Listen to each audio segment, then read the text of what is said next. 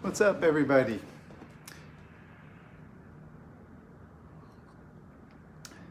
How's it going, guys? Central Park Joe here, in the house again, in my house. And well, most recently I was thinking about something that's very interesting.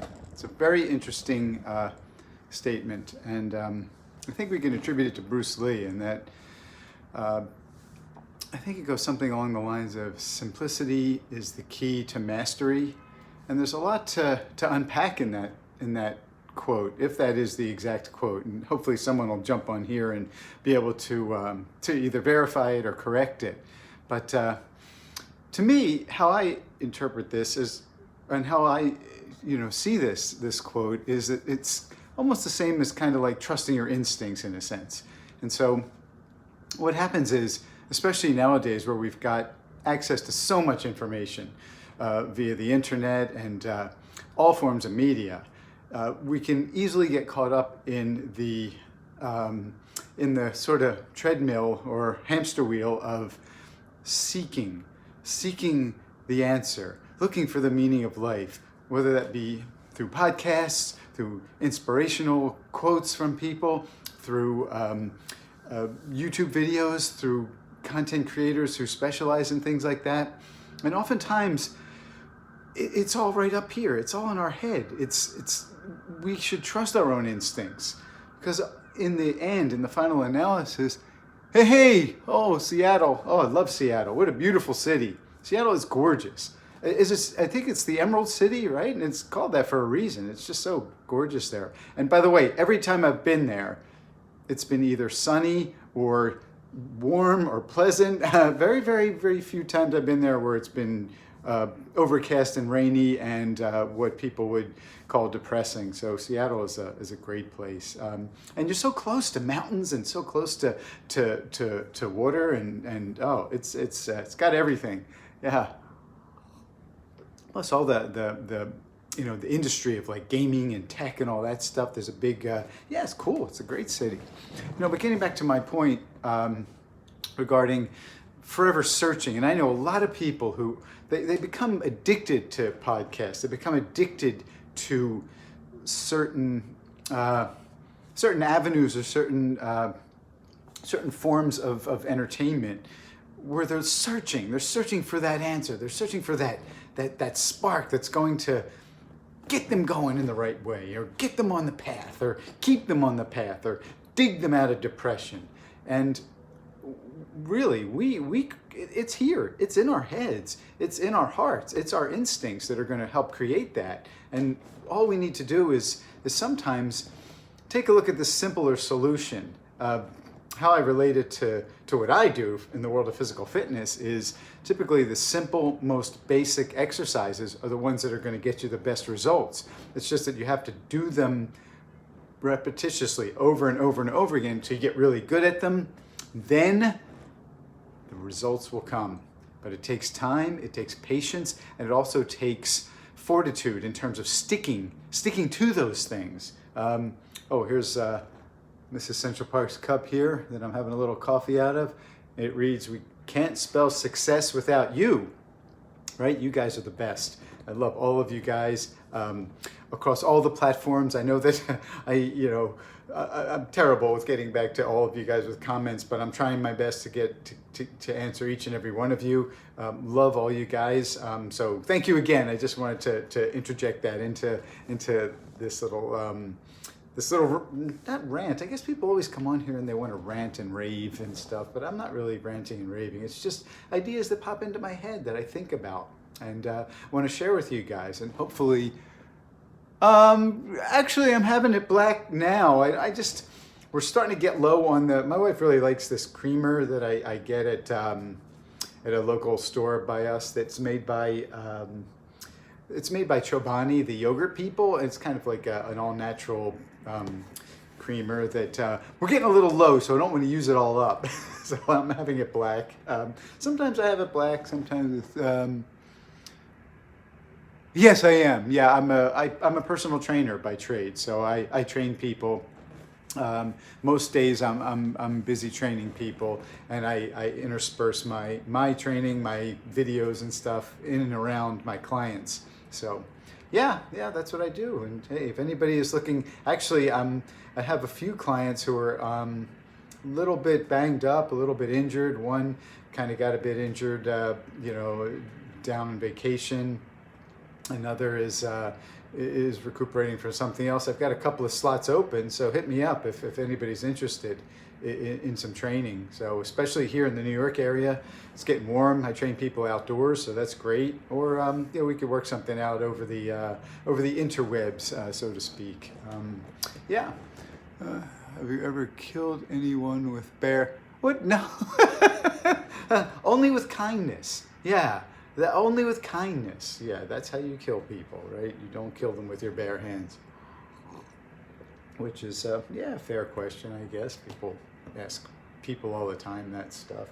Who knows what it's, where that comes from. Anyway, so what you should really do, and another example of trusting your own instincts is, I'll tell the story again. When I was younger, I was at a point where, a lot of the friends that I was hanging around with, most of them were like me. We didn't drink, smoke, or do any drugs, but there were a couple who talked about partying, and I just thought partying meant going to parties because I wasn't familiar with that vernacular in the recreational drug sense.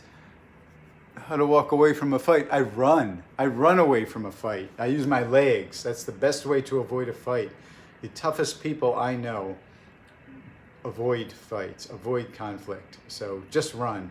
A diet update is coming. Yeah, I'm going to do a full diet update coming up.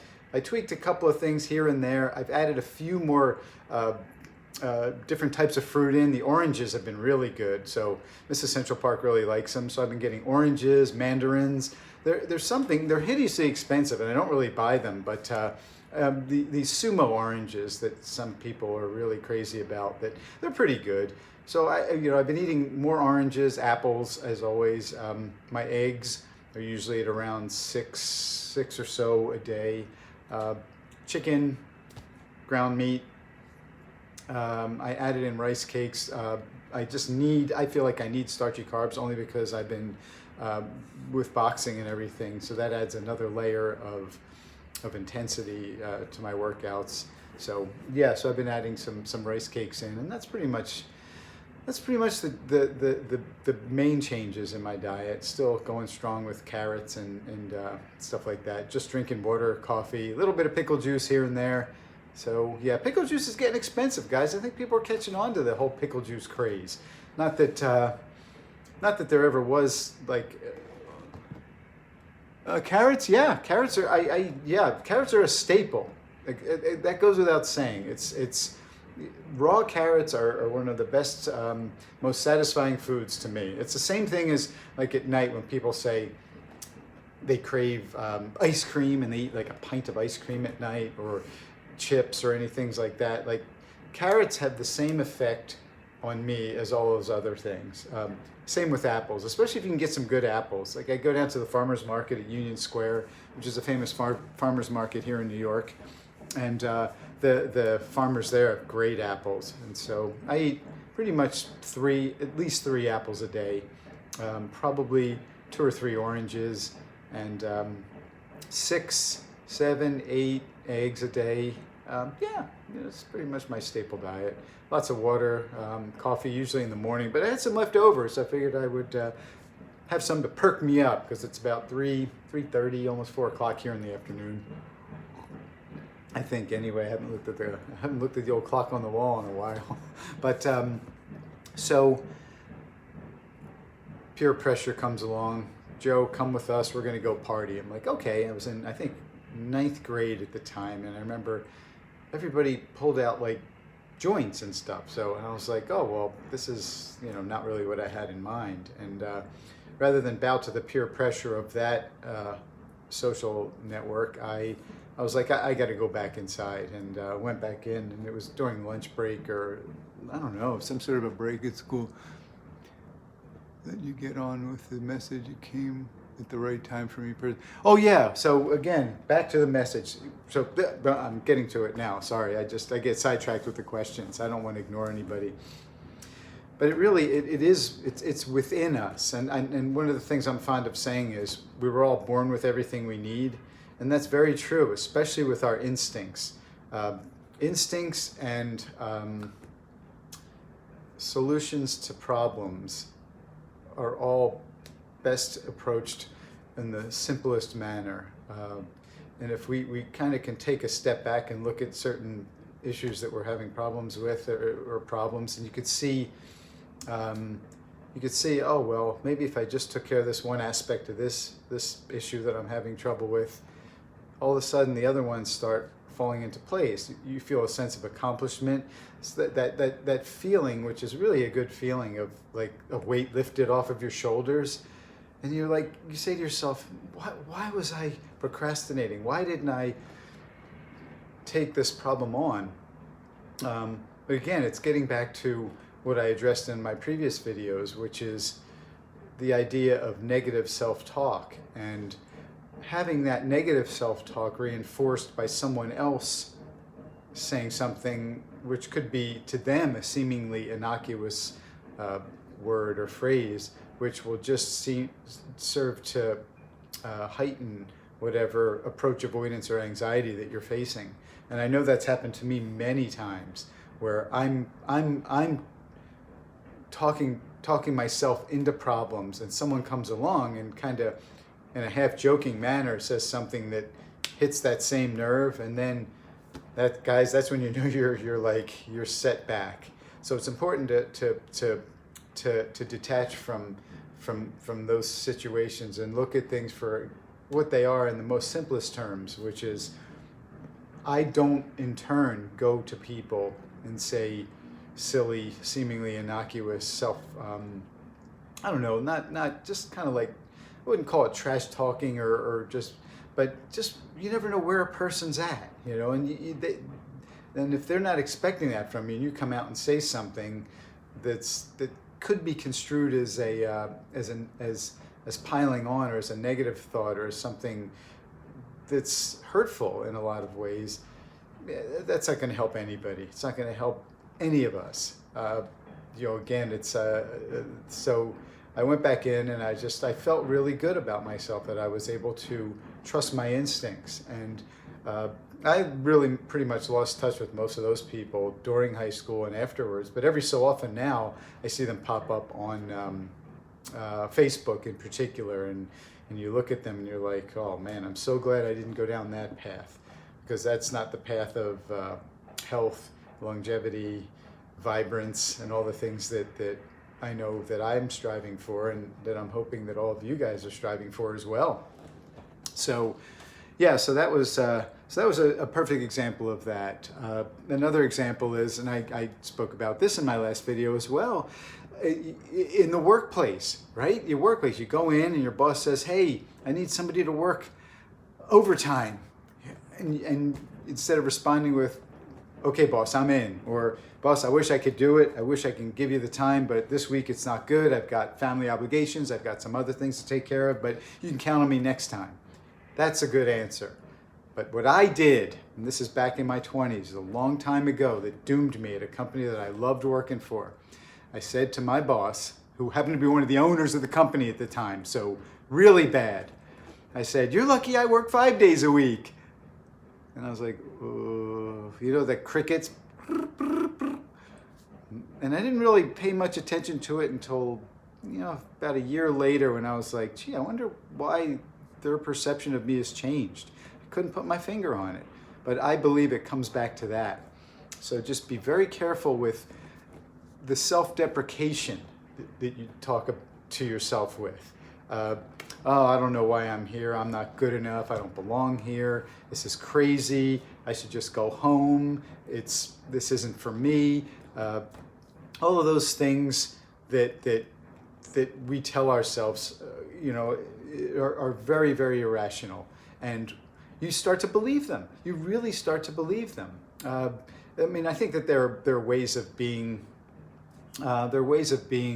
constructive, and especially, you know, I've been thinking a lot about this as well as it relates to me beginning to box, right? I've been boxing now for 3 months, And instead of me walking into the gym and looking around and being totally intimidated, which, in a lot of ways I am, I walk in there and I'm like, I'm going to work really hard. I'm going to work hard at the things I need to work hard at. I'm going to pay attention. I'm going to be serious about this.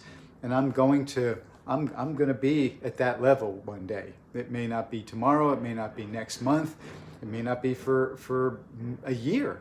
But I'm going to work hard to get to that level. I'm going to listen to the instructors. I'm going to watch the pros, and I'm going to get better. That's a good form to me of self-talk that's encouraging. It's encouraging to me.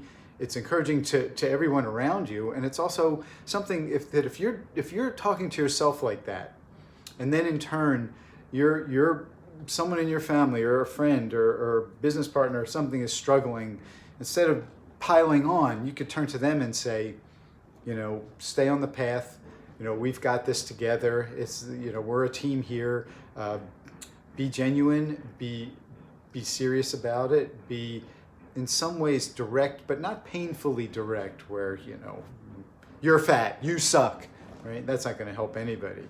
But just then all of a sudden you'll start to see it. You'll start to see a gleam in that person's eye. You'll start to see it in your own eye, because you're helping to help achieve the objective that we're all trying to achieve. Yeah, so make sure you pay attention to self-talk. Just give up negativity. There's nothing good that comes from it. And I know that when we do get caught up in the world of the interwebs and podcasts and stuff, and you see people who are podcast hosts and guests and from all walks of life, and they talk a certain way on the podcast, and they're amongst friends and stuff. And I notice that a lot of people try and appropriate not only the language and the way people are talking, but also the habits that apparently are being shown on these podcasts. And it's fine if that's who you are, but if you're just doing it because you see someone else doing it, you're thinking because they're doing it, it's the cool thing to do. It doesn't come across that way to most people. It comes across as being disingenuous and not being true to yourself. And that's the whole idea. The whole idea is trusting your instincts and being unique. So, I'm Central Park Joe. I don't have to act like podcast host. I don't have to speak inappropriately in mixed company because I saw someone on a podcast that I happen to enjoy listening to speaking that way. Because most people aren't going to see it that way. It's strange, but I was thinking about this as well. If you look at, say, on social media, you look at the most popular people on social media, 10 million, 20 million, 200 million subscribers or followers. And the next time you're at a family gathering or somewhere, hey, do you know so-and-so podcast or whatever? Oh, love you too. Thank you so much for your support. Half the people will be like, who are you talking about? Like, how could someone not know this podcast host or hosted? They're so popular. Or how could someone not know about, it's a big world and everybody's into their own ecosystems. So if someone doesn't know a podcast who has a reputation for foul language and inappropriate statements, because maybe they're also a comedian in their life, you go and say that at a family event or like a work event, God forbid, where that's going to get you nowhere. You're going to get people, you get fired for stuff like that, because it goes, a lot of it goes against the policies of not only of decency in certain social settings, but also in the workplace. And that's really not what you want. Best to do is to continue on the path of being yourself, continue on the path of simplicity. Simplicity, the most simplest solution is often the best. I think that's, I believe it's Occam's razor. I could be wrong. I'm trying to think about all those things that Occam, the simplest solution is often the most effective or the best solution. Not always, but for the most part, you can almost say, oh, okay, hey, that's, yeah.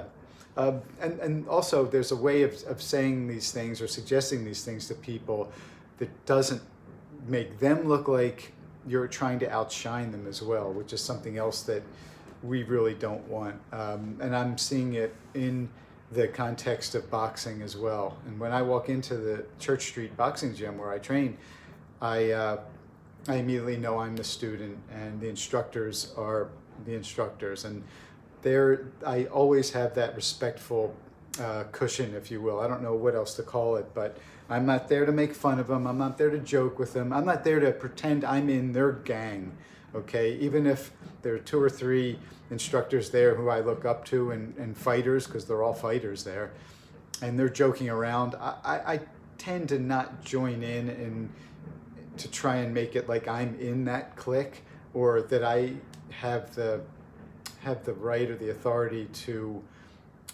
kind of agree if they're kind of poking fun at each other. Like that's not my thing. And I think it's important not to try and show people up, or not try and, again, not trying to, you know, get away from who you are. You've got enough to offer. And if you're sincere about it, then people will listen to you. And oftentimes people who are at a higher level than you, whether it be in physical fitness, at work, in relationships, or what have you. And so it's important to be a good listener as well, and to be able to, I guess, to be able to almost in a sense, like learning from people and not going to them and saying, oh, well, thank you so much. How could I ever thank you? I'll never be able to repay you for the kindness or the knowledge. Well, of course you can. You could repay them by emulating and putting into practice what you've learned. That's the reward of a student teacher relationship. You're passing on your wisdom, and I'm going on and I'm actually practicing what you have preached, if it resonates with you.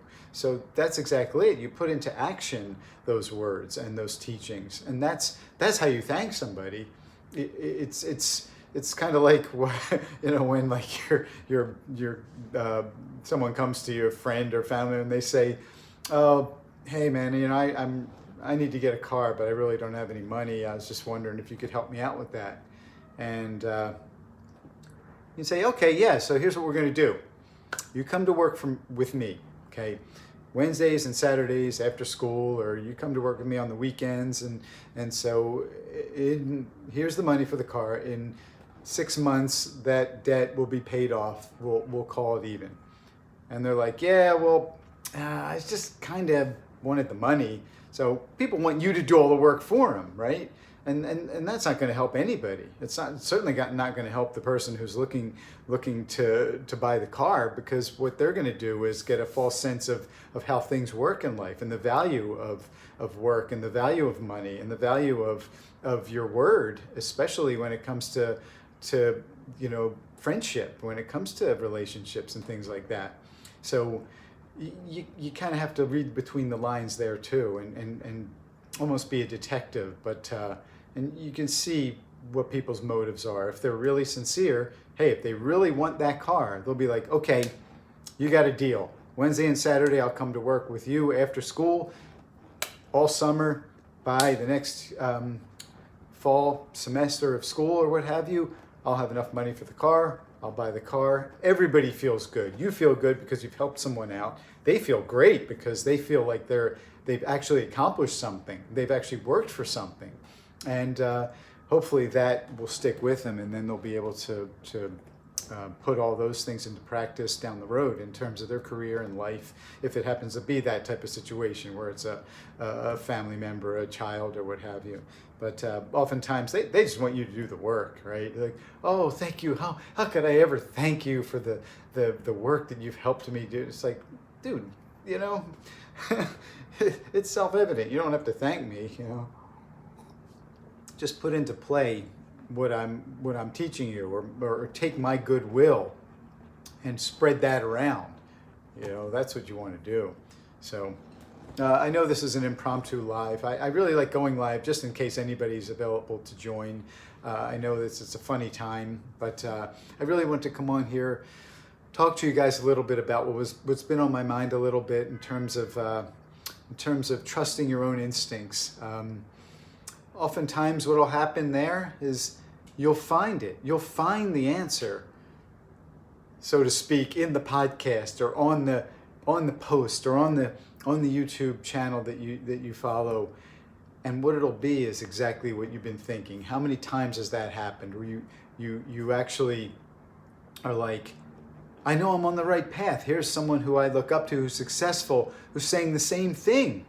And so that's how you know to trust your instincts. Because look, we're all born with it. It's in our hearts and it's up here. It's just a matter of taking a step back, taking a deep breath, and sort of recognizing that we're unique, that we're special, that we have a lot to offer. All of us in our unique ways have a lot to offer. I can't say enough. I just can't say enough. I'm just so humbled and honored that all of you guys are along this journey with me, and that I'm on this journey with you. And that's why I make these videos. I just want to show people what's possible at any age. And so with all that in mind, guys, I love you all. I will be back in the next day or two because we need to talk more about diet. We need to talk about think of some questions. Today's what? Monday? Today's Monday here, and it's Monday afternoon here in New York City. I'll try and go live like maybe Wednesday around the same time. I'll post definitely on my YouTube and all the other social medias when I'm going to be going live with the Q&A about diet. I want to hear what you guys are eating. I want to hear about the type of diets you guys are eating. I want to hear what you're struggling with, what you're not struggling with, how you're feeling, how I could help you. I love all you guys. Central Park Joe here. I will talk to you all in the next one. Love you.